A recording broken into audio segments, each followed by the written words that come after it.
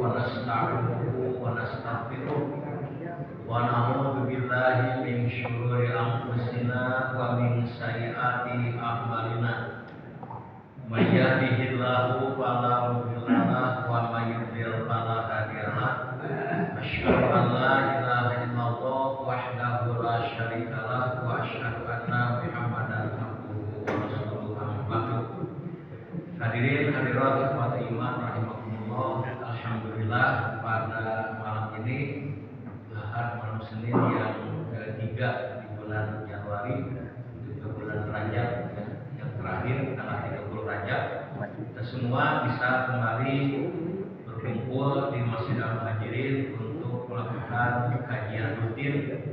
Mudah-mudahan kajian yang kita laksanakan ini menjadi wasilah, menjadi jalan untuk menambah ilmu yang bermanfaat, menguatkan iman dan takwa kita kepada Allah Subhanahu wa taala. Amin. Malam ini seperti biasa kita akan membahas tentang hadis-hadis Nabi. Kebetulan hadis Nabi yang sedang kita garap adalah hadis-hadis yang berkaitan dengan akhlak. Dan akhlak yang juga sedang kita bahas, akhlak yang pertama yaitu akhlak seorang muslim kepada Allah Subhanahu wa taala. Sudah dua macam akhlak yang kita bahas. Pertama adalah seorang muslim itu wajib bertakwa kepada Allah Subhanahu wa taala. Akhlak yang kedua adalah seorang muslim wajib untuk bermahabbah, untuk mencintai Allah dan Rasulnya, melebihi cintanya kepada siapapun dan kepada apapun di dunia ini. Saya kira ini dua akhlak yang sangat penting yang sudah kita bahas. Nah, kemudian yang ketiga, akhlak yang ketiga yang akan kita bahas pada malam ini adalah kewajiban seorang muslim untuk ikhlas dalam beramal. Jadi pembahasannya tentang ikhlas. Nah, saya akan memberikan catatan ringkas tentang ikhlas. Ya mungkin ada bapak ibu yang ingin mencatat atau hanya ingin melihat saja ya. Silakan aja. Nah, pembahasan kita tentang ikhlas ya. Ini di sini. Ya, kalau nggak kelihatan saya kira maaf aja Pak ya. Saya akan pakai tulisan tangan, tulisan biasa ya. Nah, ikhlas ini aslinya dari bahasa Arab ya. Jadi tulisan aslinya itu adalah begini, nah ini aslinya ikhlasu, ini aslinya lah, al-ikhlasu. Nah, apa itu makna dari al-ikhlasu? Nah, kita sedikit belajar dari bahasa dulu Pak ya. Dalam kamus ya, kamus Al-Munawwir yang sebutnya itu kata ikhlas itu dari kata kholaso, dari kata kholaso. Kholaso. Dalam bahasa Arab ya, setiap kata itu 3 huruf awalnya. Kholaso disebut ini sulasi mujarrad, Pak. Jadi 3 huruf yang asli. Nah, kemudian dari kholaso nanti muncullah kata yahusu. Kholaso yahusu. Mungkin Bapak yang pernah belajar ilmu soroh ya, pernah berenang masa lalu ya. Masa lalu yang terlalu kan dengar riwayat kenapa ya? Enggak apa-apa lah. Kholaso itu adalah kata kerja masa lalu. Pastennya yahusu, presenternya masa kini, dan kuluson. Nah, ini sebagai abstrak noun, kata kerja abstrak. Kuluson, ini Pak kuluson ya. Kuluson. Ini sama artinya. Kholaso yang kuluson itu dalam kamus ya yang saya baca tadi. Arti dari kholaso itu adalah murni, murni atau bersih, murni atau bersih. Dalam bahasa Arab kalau susu murni itu dalam bahasa Arab al-labanul kholis, artinya susu yang tidak bercampur dengan air, tidak bercampur dengan gula, tidak bercampur dengan kopi atau dengan coklat, itu namanya susu kholis, ya, susu yang murni. Nah, dari kata kholaso ini kemudian dibentuklah satu huruf ditambah Pak dengan huruf hamzah. Nah, jadi gini. Jadi kan hurufnya ada 4 sekarang Pak. Namanya sulasi majid bil harbin. Jadi 3 huruf ditambah 1 jadi 4. Nah, membacanya jadi apa nih? Jadi akhlaso. Nah, akhlaso. Nanti kata kerja masa kininya adalah yukrisu. Ini sama tulisnya. Beda ininya Pak baris ini. Tadi mah yang susah yukrisu. Nah, kemudian abstrak naon ya, kata kerja abstraknya, kata benda abstraknya adalah ikhlas. Yang kita bahas ikhlason. Ikhlason. Akhlaso yuhrisu ikhlason. Apa terjemahnya artinya? Ini mendapat ibuan. Kalau kholaso itu murni, bersih. Kalau akhlaso itu memurnikan. Ya beda ya. Ini pakai memurnikan.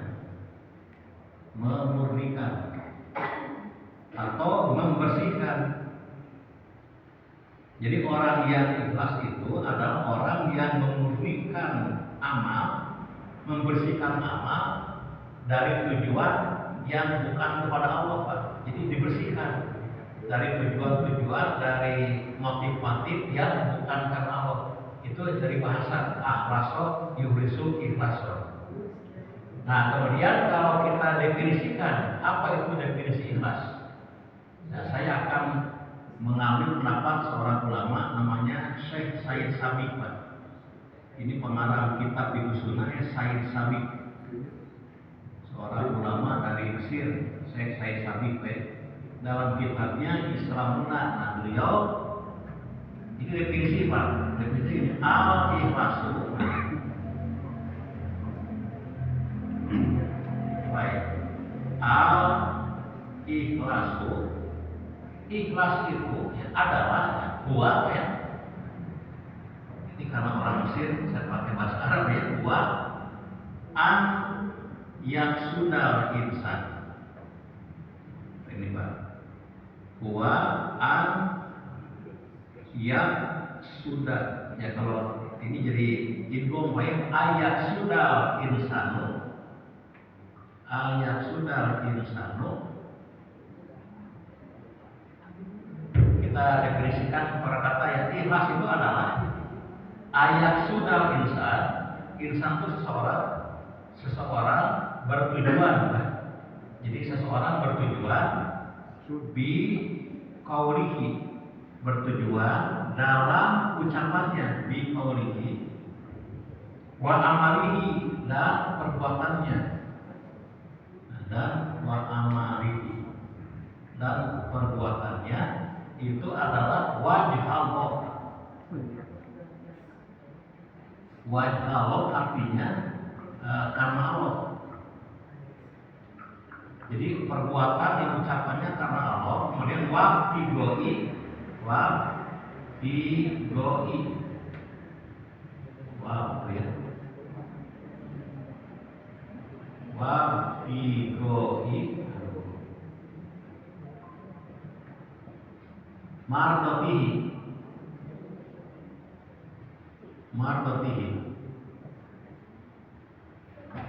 Jadi Pak, jadi ikhlas itu adalah seseorang bertujuan dalam ucapan dan perbuatannya adalah karena Allah dan mengharap ridho. Atau dengan bahasa yang lebih rapi Pak, ikhlas itu adalah perkataan, perbuatan seseorang yang mengharapkan ridho Allah Subhanahu wa taala. Itulah pengertian ikhlas ya. Nah, tambah lagi min goiri. Min goiri. Banyak jika nama apa ya. Kalau bulan depan diuji kira-kira Pak kosong mesinnya. Min goiri nadorin. Min goiri nadorin. Nah, ila magnamin. Ila magnamin. Jadi minggu itu artinya tanpa nadorin, tanpa mempertimbangkan, tanpa memandang ila magnamin kepada harta. Jadi tidak mencari harta, Pak. Jadi perbuatan dan perkataan yang semata-mata karena Allah mengharap ridhonya tanpa mempertimbangkan harta, ya. Au jahil atau jahil apa? Status, Pak. Kedudukan. Au jahil atau status, au lakobil. Au lakobil itu adalah ketenaran. Au atau goiro dalika. Au goiro dalika min umuri dunia. Ini kalau nggak kelihatan nanti saya berbalik, Pak, ya. Umuri dunia. Umurid dunia. Nah ini, Pak. Saya kira ini definisi ikhlas, Pak, ya. Jadi kalau secara bahasa akhlak itu ikhlas artinya memurnikan, membersihkan. Nah ini ada hubungan, Pak, antara bahasa dengan definisi istilah. Nah Syekh Sabiq merumuskan al-ikhlasu. Ikhlas itu adalah ayat sudah insan, seseorang bertujuan bi qaulihi wa amalihi, perkataan dan perbuatannya wajh Allah itu karena Allah. Jadi seseorang berkata, berbuat, ya beramal itu karena Allah. Wa batigoi marnotihi, dan mengharap ridhonya. Min goi nadorin, tanpa mempertimbangkan atau tanpa memperhatikan ila magnamin, kepada harta. Jadi kalau orang itu berkata, berbuat karena harta, itu bukan ikhlas, Pak. Ya misalkan, ya, kalau ada orang yang rajin sholat tahajud tiap malam, dia sholat tahajud, Pak. Tapi sholatnya itu bukan ingin mendapat pahala atau mendapat ridho Allah, tapi supaya dagangannya laku. Nah, itu tidak ikhlas. Dan itu tidak mendapat pahala. Apakah laku dagangannya? Bisa laku, bisa laku. Atau misalkan, bukan, Pak, ya. Jadi kalau Bapak, insya Allah tidak. Ada orang yang tiap malam Senin datang ke muhajirin. Buat apa? Sugana menambah pikiran. Nah itu tidak ikhlas, Pak. Tidak mendapat pahala. Opil menang, mengkabagian. Pas itu kebagian, itu pahala tidak, opil itu kan. Itu makna. Kemudian awjahil atau status kedudukan. Ada orang yang misalnya dia berjuang, Pak, di gerakan Islam, yaitu aktif di dalam ormas Islam atau di mana saja lah. Tapi tujuannya itu bukan untuk memajukan umat Islam karena Allah. Sebagai batu loncatan, dia ingin meraih jabatan. Nah nanti saya akan terkenal, saya akan daftar jadi calon anggota dewan, sudah mereka pilih. Nah itu berarti dia aktif di pergerakan Islam itu bukan untuk Islam, tapi untuk jabatannya. Itu juga tidak ikhlas. Lu BSC, Pak, ya? BSC. Apakah ada yang demikian? Ya, mungkin ada, Pak, di negara lain. Konoha. Di Asli malah di Amarta mungkin, ya. Konoha. Di Konoha. Oh iya, saya tidak mau membahasnya. Ya.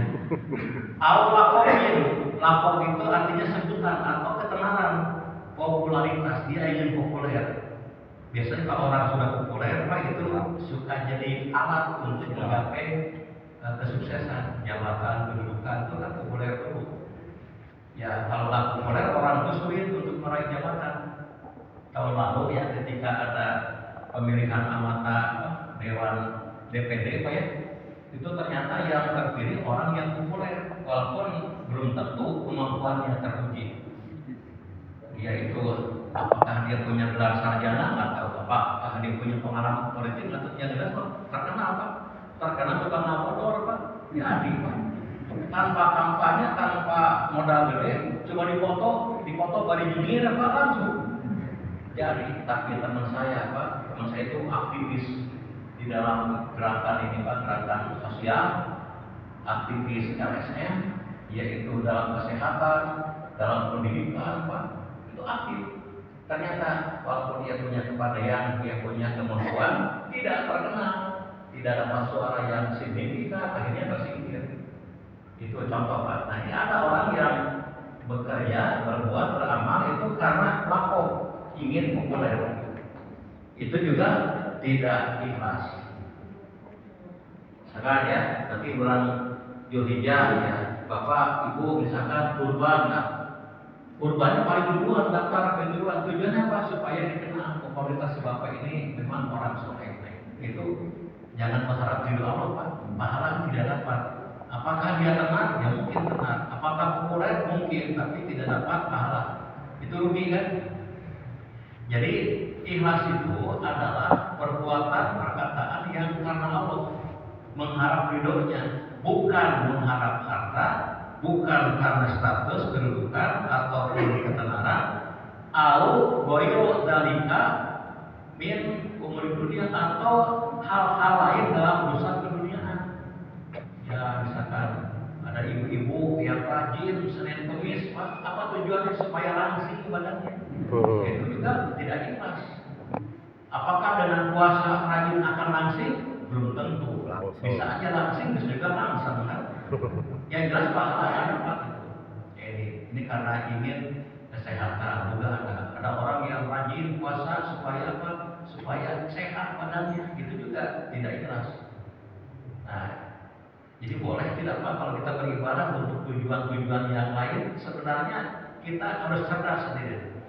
Ya boleh kita rajin sholat malam, rajin puasa sunnah, berharap ya Allah, saya mengharap hidup Engkau dan lancarkanlah segala urusanku dan urusan usaha, urusan dagang, urusan kesehatan. Insya Allah Pak, pahala dapat, dunia dapat. Jadi harus sedikit cerdas. Inilah perlunya kita belajar ya, belajar bab ikhlas. Nah ini definisi ikhlas dari saya Sami. Nah saya ingin menjelaskan Pak tentang ini, tentang tadi mencari ridho Allah ya, ridho Allah ya. Ini tujuan ikhlas itu orang yang harap ridho Allah. Nah nanti di dalam kenyataannya ridho Allah itu Pak bisa termasuk juga orang beribadah takut neraka, boleh. Kenapa Pak waktu ini rajin baca Quran, saya harus takut masuk neraka? Itu ikhlas tidak? Ikhlas.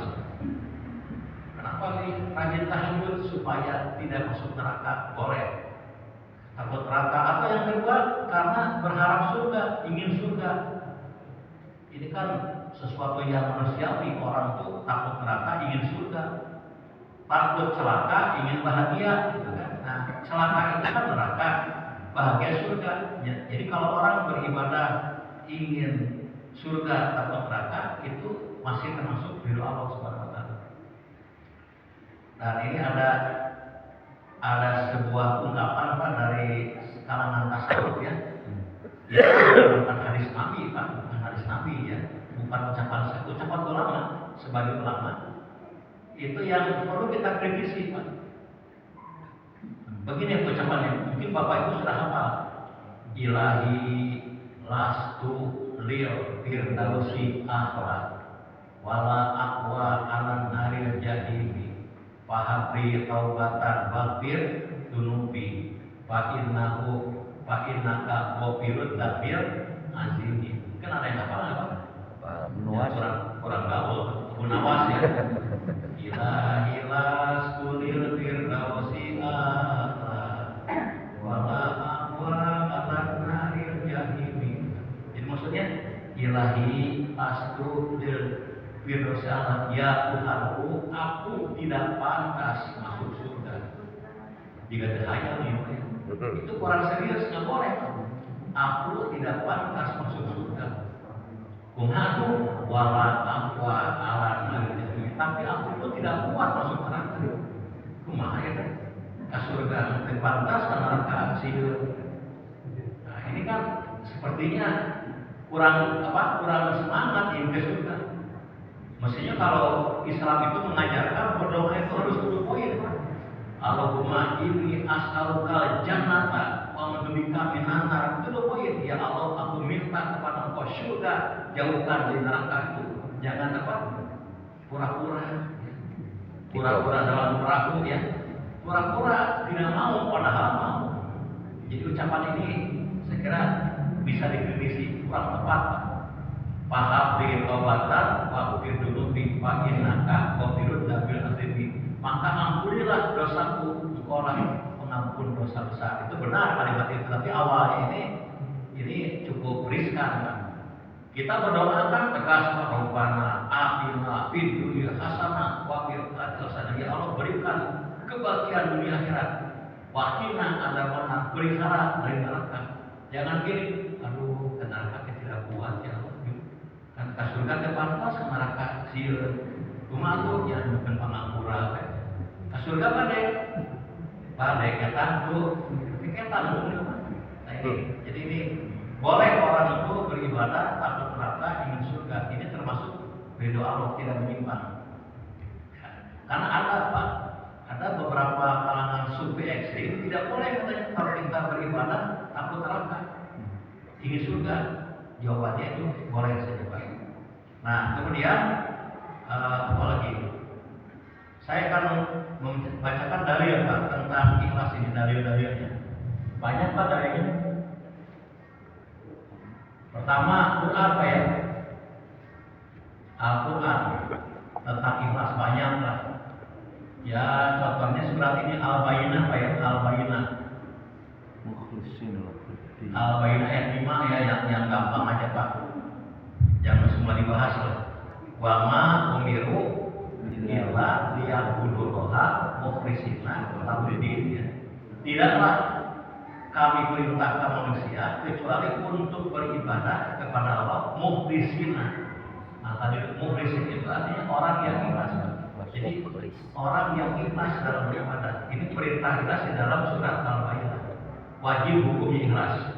Yang kedua, dalam surat Al-Mulk, Al-Mulk ayat 2. Di sana ada kalimat gini ya.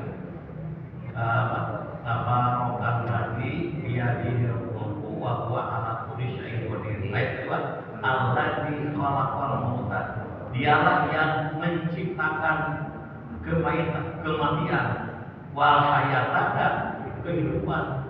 Jadi Allah itu menciptakan hidup dan mati itu liyabluwakum, untuk menguji kamu ayyukum ahsanu amalan. Siapa yang paling baik amalnya? Ada frase ahsanu amalan. Ahsanu amalan. Ini superlatif Pak, yang paling baik amalnya. Ini paling baik Pak. Yang paling baik amalnya. Nah, pertanyaannya, apa kriteria paling baik amalnya? Nah, ini menurut seorang ulama, apa namanya, Fudel bin Iyad, Pak ya? Ulama Fudel, Pak. Fudel bin Iyad, di ulama terkenal. Nah, Fudel bin Iyad itu menafsirkan ahsan amalah itu dua parameter, Pak. Pertama adalah akhlasahu. Yang paling baik itu yang paling ikhlas, akhlasahu. Yang kedua adalah aswabahu. Aswabahu yang paling benar. Jadi kriteria apa? Yang paling baik amalnya itu siapa? Yang paling ikhlas dan paling benar. Jadi paling bersih dari kotoran-kotoran tujuan. Kan bisa aja Pak, orang itu misalkan dia beramal 90% itu karena Allah, bisa aja Pak. 10% pujian, bisa aja. Ada yang 80% karena Allah, 20% misalkan karena ingin jabatan. Ada Pak. Nah jadi yang paling baik, yang paling ikhlas. Ya kalau bisa Pak, itu 100% nih. Ini 100% yang paling ikhlas. Yang kedua, aswabahu adalah yang paling benar, yang paling tepat amalnya. Ini sunnah juga dengan sunnah Nabi sesuai. Apakah sama enggak dengan yang Nabi amalkan itu yang paling benar? Itu Al-Quran ya, Al-Bayyinah, Al-Mulk. Hadis saya, ini hapus Pak ya? Insya Allah udah hafal Pak ya?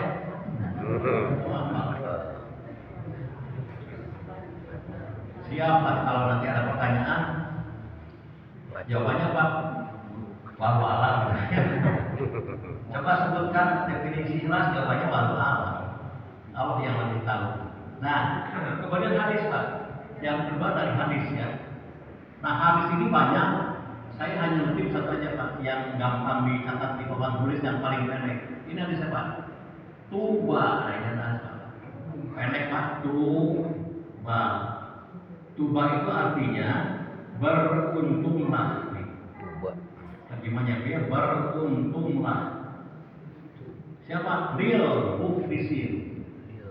Muflisin. Lil muflisin. Jadi beruntunglah siapa? Orang-orang yang ikhlas. Orang-orang yang ikhlas. Berarti rugilah orang yang tidak ikhlas ya. Beruntung orang yang ikhlas, rugi orang yang tidak ikhlas. Makanya ini menjadi motivasi kita itu harus ikhlas dalam beramal. Itulah amal yang akan diterima Allah Subhanahu wa taala. Amal itu kalau nggak ikhlas Pak, kata orang Sunda capek gawe kita pakai ya. Udah capek ya, tenaga, waktu, bahkan biaya mungkin cuma tidak ada apa-apanya. Bagaikan orang yang melihat fata morgana, seperti melihat air yang melimpah, pas datang ternyata cuma apa? Cuma bayang-bayang saja. Nah, ini tuba dengan muflisin. Nah, saya tambahkan yang ketiga Pak. Ini seorang ulama yang namanya Imam Al-Ghazali Pak. Mungkin Bapak kenal Imam Ghazali. Bukan Bajil apa ya? Imam Ghazali. Ini ulama terkenal. Nah, dia pernah mengatakan dalam kitab Ihya Ulumuddin. Ini kata beliau ya. Halakan nasu katanya. Ini bahasa renungan ya. Halaka itu artinya celaka. Celakalah siapa? An-nasu. Siapa nasu? Manusia. Siapa mereka? Qulubuhum. Wah, qulub itu seluruhnya. Celakalah manusia seluruhnya. Qulubuhum. Celaka manusia seluruhnya. Ada tapi manusia ya. Tapi ada istisna kecuali Pak ilah kecuali alimun. Kecuali orang-orang yang berilmu alimun. Jadi halaka ini artinya celaka ya. Celakalah anasu manusia Pak. Manusia. Qulubuhum semuanya. Ilah kecuali. Nah, ini kecuali al-alimun, orang-orang yang berilmu. Nah, orang-orang berilmu. Jadi orang berilmu itu tidak akan celaka. Ini kalimat pertama, satu ya.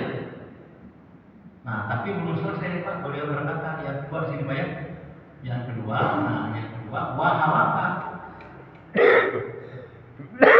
Wahalaka ini halaka apa? Wahalaka dan celaka juga. Siapa? Al-alimun. Orang-orang berilmu. Celaka juga orang-orang berilmu. Waduh, sudah sama. Celaka juga orang-orang yang berilmu. Kata Al-Ghazali, ilah. Nah, kecuali.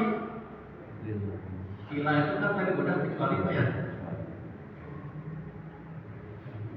Jadi kalau bahasa Arab itu Pak gitu Pak. Kalau kita menemukan kata di Quran, di hadis, kata yang sama itu kalau di Quran hafal, di hadis akan hafal. Itu cara belajar bahasa Arab juga. Wahalaka tadi udah ya.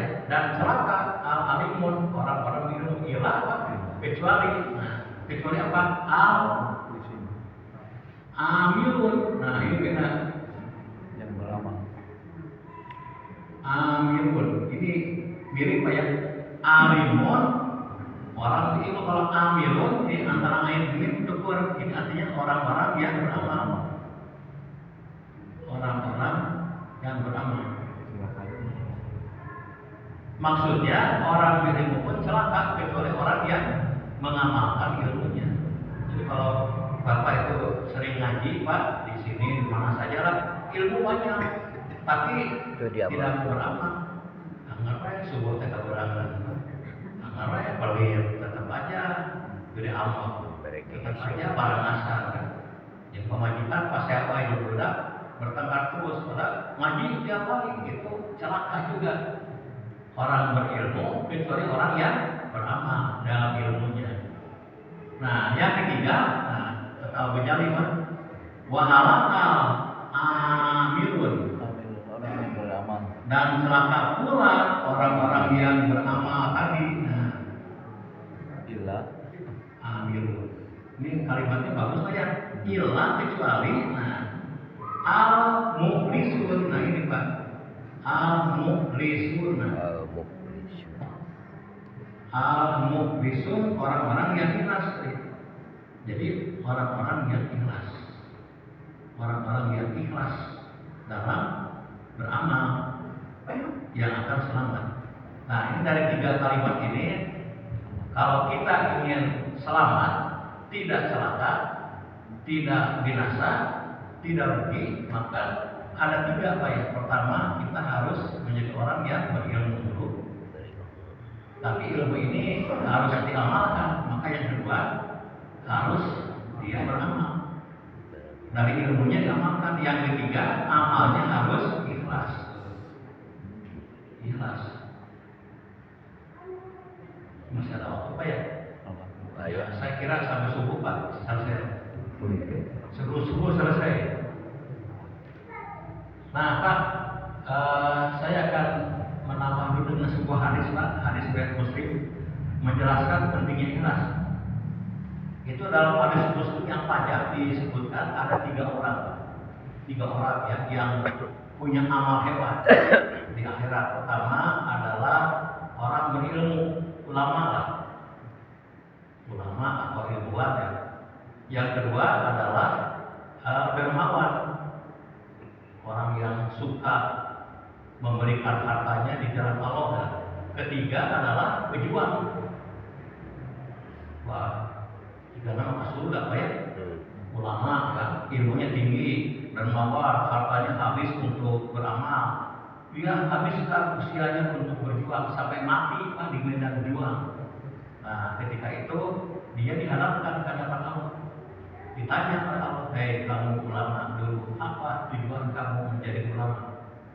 Mencari ilmu. Saya mencari ilmu untuk mencerdaskan umat, mengajak umat kepada jalan yang benar. Itu tujuan saya, mencari ridho oleh Allah. Kata Allah, bohong. Kamu jadi ulama, jadi orang pandai baca Quran, hafal hadis, baca kitab, tapi tujuan kamu adalah mencari dunia dan kepujian. Maka kamu celaka, dilemparkan ke neraka. Ulama dilemparkan ke neraka. Pada dia amalnya apa? Cuma tidak ikhlas ya. Jadi orang pintar itu dilempar ke neraka. Orang bodoh akan dilempar nggak jadi keselam.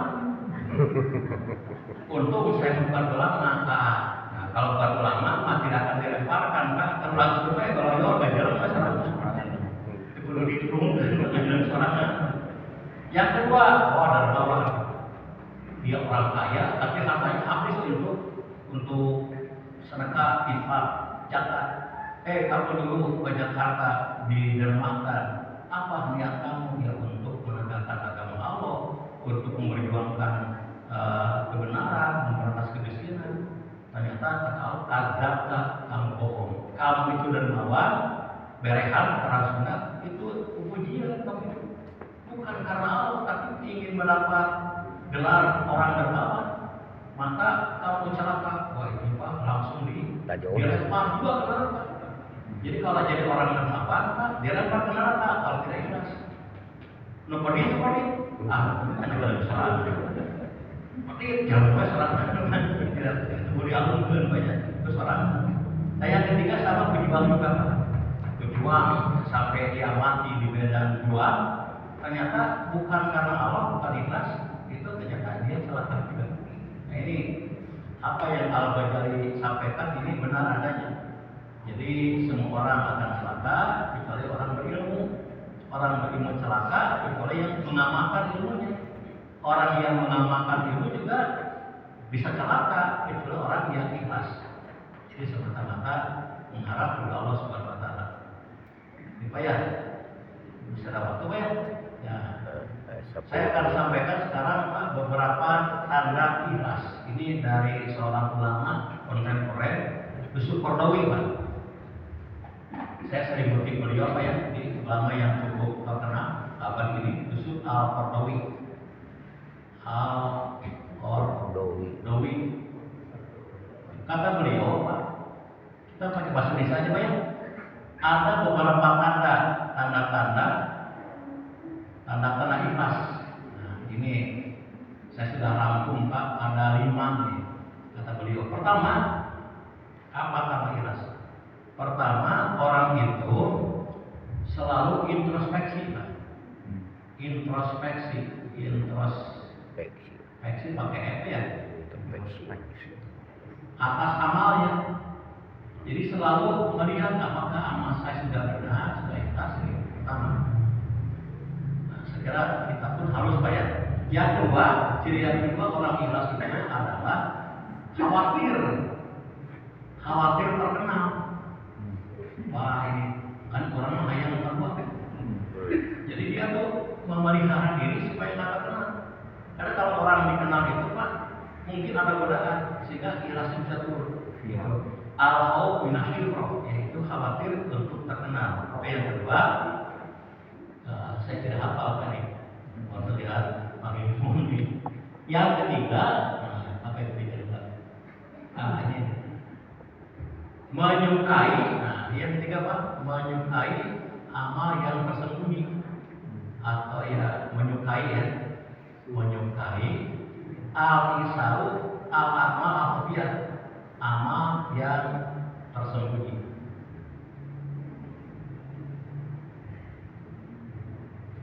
Coba kalau bulan Ramadan nanti ya, habis sholat tarawih, aku baca Quran. Tak tahu Pak.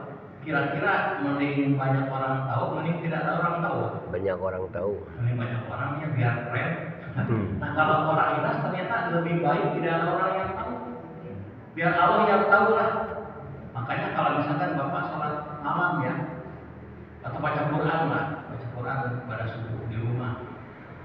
Pilih di mana Pak? Di kamar yang jauh dari jalan atau pinggir jalan? Kamarnya pinggir jalan. Kamarnya pinggir jalan, benar. Cerdas Pak. Kalau orang yang ikhlas Pak, ingin jauh dari orang-orang, pasti dia akan pilih tempat yang paling tersembunyi. Tapi orang yang ujian pilih tempat yang banyak orang tahu. Nah ini Pak. Ada berat aja. Yang pertama dua tiga sudah susah Pak. Nah yang keempat, apa ini saya berikan contoh Pak ya. Ada dulu Pak, ada seorang jenderal namanya Jenderal Maslamah. Ini seorang jenderal pada zaman Khalifah Abbasiyah. Nah dia itu memimpin pasukan ya untuk membebaskan sebuah kota dari cengkraman teroris Pak. Nah, cuma Pak, kota itu tertutup aksesnya, dibenteng dengan benteng yang kokoh, sulit untuk masuk ke sana. Akhirnya si jenderal ini ngomong ke para prajuritnya, anak buahnya, saudara-saudara, sulit kita masuk ke sana. Tapi kalau ada yang mampu untuk membuat terowongan di bawah benteng, akan mendapat penghargaan dari pemerintah. Siapa kira-kira yang sanggup untuk membobol? Risikonya itu longsor, bisa mati. Tuhan ngacung aja ini prajurit itu sieun. Tapi pas malam harinya ada seorang prajurit diam-diam dia bawa linggis ya, bawa alat gali, menggali. Biar saya mati nggak apa-apa untuk membuka jalan ke kota itu. Berhasil dia buat terowongan yang besar dan besoknya ternyata si jenderal tahu kan kalau begitu kita langsung masuk ke kota itu, masuk selamat Pak kota dari cengkraman teroris. Nah selesai itu kumpul lagi. Terima kasih ya kepada saudara yang telah membuat terowongan. Siapa yang telah membuat terowongan malam tadi? Coba angkat tangan ke depan, akan diberi penghargaan yang cukup menarik. Ada yang ngacu Pak, jangan pikir. Pasti ada kan? Banyak juri kan? Ternyata ada yang melakukan. Nah, oke, kalau begitu saya beri waktu 3 hari ya. Yang merasa berjasa datang ke kantor saya, ditunggu dari pagi sampai sore di kantor saya. Tiap hari Pak, 3 hari ketemu tidak ada yang dapat. Hari pertama nggak ada, kedua, hari hari ketiga ketika ia akan menutup pintunya mau pulang kan, putus asa tuh, nah usaha saya wae gitu langsung. Nah, tiba-tiba ada seorang prajurit, assalamualaikum jenderal, dia silakan ada apa Pak? Saya akan menyampaikan info. Saya tahu siapa orang yang telah membuat terowongan. Saya akan sampaikan kepada jenderal sekarang. Oh, silakan masuk. Nah, siapa orang itu? Sebelum saya sampaikan siapa orangnya, orang itu menyampaikan 3 syarat. Pertama, dia tidak mau diumumkan ke masyarakat ramai. Kedua, ia tidak mau mendapat hadiah dari pemerintah. Yang ketiga, ia tidak mau dipanggil lagi ke sini. Oh, gitulah. Siapa orang itu? Saya. Oh, jadi kamu ya. Nah, kalau sudah mengerti, saya permisi, assalamualaikum, pergi. Tidak sempat mengucapkan terima kasih si jenderal, tidak sempat memberi hadiah, langsung pergi. Dan ternyata keluar dia Pak dari ketentaraan. Kenapa? Takut riya, takut menerima hadiah, takut ikhlas ikhlas. Ini Pak menyukai amal yang tersembunyi. Yang kedua, yang ketiga, yang keempat. Nah, yang keempat itu apa ya? Dari nafas banyak. Yang keempat itu adalah apa ya? An-nasab. Jadi semangat beramal, ya, dia semangat beramal, an-nasab ya, semangat beramal meskipun tersembunyi. Ya, ini hubungan dengan yang ketiga. Karena ada orang Pak, semangat itu kalau banyak orang. Naik ke masjid, tapi nyari batur. Oh, mau nyari kopi di masjid berubah. Semangat beramal meskipun tersembunyi. Sebab ada orang yang malas beramal kalau enggak terkenal. Saya siap Pak berkorban nanti, tapi tolong diumumkan Pak di surat ini ya. Nomor 1 saya umumkan ya. Menurut maupun semua. Nah, ini berarti tidak ikhlas. Semangat beramal meskipun tersembunyi. Dan yang kelima, terakhir yang kelima adalah mendahulukan Pak. Takdimu ridho Allah, mendahulukan ridho Allah, mendahulukan Allah ya, daripada ridho manusia.